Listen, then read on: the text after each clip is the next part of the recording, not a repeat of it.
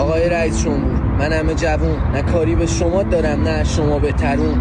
فقط میخوام دو کلون بشنوی ازمون. خودتو بذار جای من، جای ما بگذرون. خانوادم به میگم بیچاره میشی همینطوری تو خونه بیکار بشینی. آقای رئیس جمهور، من رفتم دنبال کار ولی بهم ندادن با اینکه داشتم لیسانس شیمی.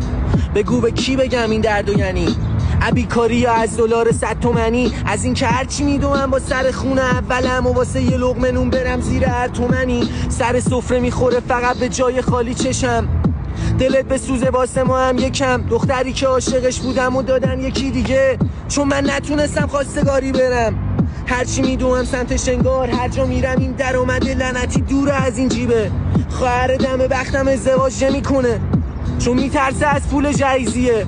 آقای رئیس جمهور، ما دادیم دست خلاص، شرمندگی که داره میباره از پدرها. وقتی نه پول هست نه آب نه برق هست نه کار، یه راهی نشون بده که نرم سمت خلاف.